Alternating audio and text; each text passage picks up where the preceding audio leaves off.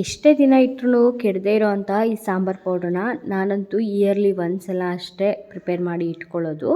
ಇದಕ್ಕೆ ನಾನೇನೆಲ್ಲ ಇಂಗ್ರೀಡಿಯೆಂಟ್ಸ್ ಹಾಕ್ತೀನಿ, ಯಾವ ಥರ ಪ್ರಿಪೇರ್ ಮಾಡ್ತೀನಿ ಅಂತ ನಿಮಗೂ ತೋರಿಸ್ತೀನಿ ಬನ್ನಿ. ಕ್ವಿಕ್ಕಾಗಿ ಮಾಡ್ಬೋದು, ಆದರೆ ಎಲ್ಲನೂ ಕೂಡ ಪ್ರಿಪೇರ್ ಮಾಡಿ ಇಟ್ಕೊಂಡಿದ್ರೆ ಮಾತ್ರ. ನಾನಿಲ್ಲಿ ಮೊದಲೇ ಎಲ್ಲ ಸಾಮಾನು ಕೂಡ ತಗೊಂಡು ಎಷ್ಟು ಮೆಜರ್ಮೆಂಟ್ ಬೇಕು ಅಂತ ಹೇಳಿ ನಾನು ಹಾಗೆ ನಮ್ಮ ಅಕ್ಕ ಇಬ್ಬರು ಕೂಡ ಪ್ರಿಪೇರ್ ಮಾಡಿ ಬಿಸಿಲಿಗೆ ಒಣಗಾಕಿದ್ದೀವಿ. ಇದನ್ನೆಲ್ಲ ಕೂಡ ಡ್ರೈ ರೋಸ್ಟ್ ಮಾಡಿಕೊಂಡು ಮಿಲ್ಗೆ ಹಾಕಿಸ್ಕೊಳ್ಳೋದು. ಧನಿಯಾ ಬೀಜ ಆಗಿರ್ಬೋದು, ಮೆಣಸಿನ್ಕಾಯಿ ಆಗಿರ್ಬೋದು, ಹಾಗೆ ಇದಕ್ಕೆ ಏನೇನು ಪದಾರ್ಥಗಳು ಬೇಕು ಅಂತಲೂ ಕೂಡ ಹೇಳ್ಬಿಡ್ತೀನಿ.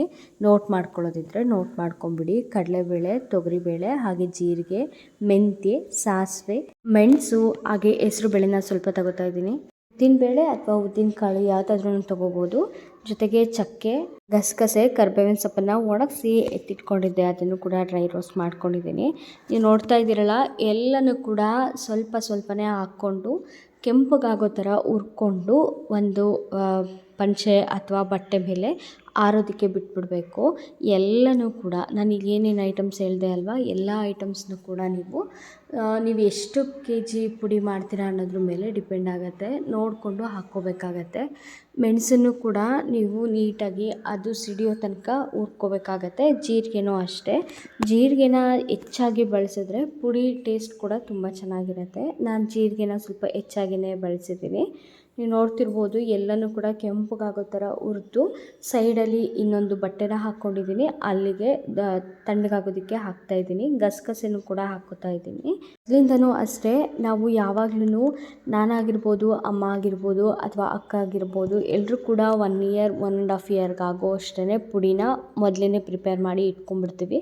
ಪದೇ ಪದೇ ಮಾಡೋದಕ್ಕೆ ಕಷ್ಟ ಆಗುತ್ತೆ. ಹಾಗೆ ಇವಾಗಿನ ರೈಟ್ ಅಂತೂ ತುಂಬ ಕಾಸ್ಟ್ಲಿ ಆಗಿರೋದ್ರಿಂದ ಪದೇ ಪದೇ ಮಾಡೋದ್ರ ಬದಲು ಒಂದು ಸಲ 2-3 ಕೆ ಜಿ ಮೆಣಸಿನ್ಕಾಯಿ ಅಥವಾ 3 ಕೆ ಜಿ ಧನಿಯಾ ಪುಡಿನ ತೊಗೊಂಡ್ರೆ ಅದಕ್ಕೆ ಬೇಕಾಗುವಷ್ಟು ಕಾಳುಗಳನ್ನ ಸೇರಿಸ್ಕೊಂಡು ಮಾಡಿಕೊಂಡ್ರೆ 1-1.5 ವರ್ಷ ಆರಾಮಾಗಿ ಬಳಸ್ಬೋದು. ಈ ಸಲ ನಮ್ಮ ಅತ್ತೆ ಕೂಡ ಪುಡಿ ಮಾಡಿರಲಿಲ್ಲ, ಹಾಗಾಗಿ ಜಾಸ್ತಿ ಮಾಡ್ತಾಯಿದ್ದೀನಿ.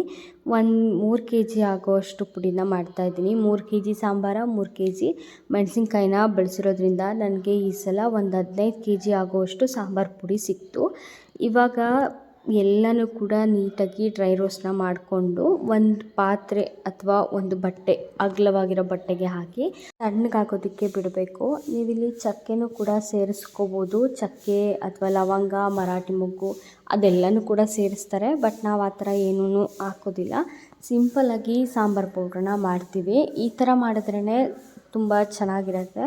ಮೆಣಸಿನ್ಕಾಯಿನೂ ಕೂಡ ಡ್ರೈ ರೋಸ್ಟ್ ಮಾಡಿ ಎತ್ತಿಟ್ಕೊತಾ ಇದ್ದೀನಿ. ಕೊನೆಯಲ್ಲಿ ಸ್ವಲ್ಪ 1-2 ಲೋಟದಷ್ಟು ಅಕ್ಕಿನ ಹಾಕಿ ಅದನ್ನು ಕೂಡ ಕೆಂಪಗಾಗೋ ಥರ ಹುರಿದು ಪುಡಿಗೆ ಸೇರಿಸ್ಕೊಂಡ್ರೆ ತುಂಬ ಚೆನ್ನಾಗಿರುತ್ತೆ. ಪುಡಿ ಎಲ್ಲನೂ ಮಿಕ್ಸ್ ಮಾಡಿ ಆದಮೇಲೆ ಮಿಷಿನ್ಗೆ ಹಾಕ್ಸ್ಕೊಂಡು ತೊಗೊಂಬಂದಾದಮೇಲೆ ಒಂದು ದೊಡ್ಡ ಹಿಂಗು ಬಾಟಲ್ನ ಇದಕ್ಕೆ ಮಿಕ್ಸ್ ಮಾಡಿ ಪುಡಿನ ಜರಡಿ ಮಾಡಿ ಇಟ್ಕೊಂಡ್ರೆ ಏರ್ ಟೈಟ್ ಕಂಟೈನರಲ್ಲಿ ಹಾಕಿ ಸ್ಟೀಲ್ ಬಾಕ್ಸಲ್ಲಿ ಸ್ಟೋರ್ ಮಾಡಿದ್ರೆ 1-1.5 ವರ್ಷದವರೆಗೆ ಆರಾಮಾಗಿ ಬಳಸ್ಬೋದು.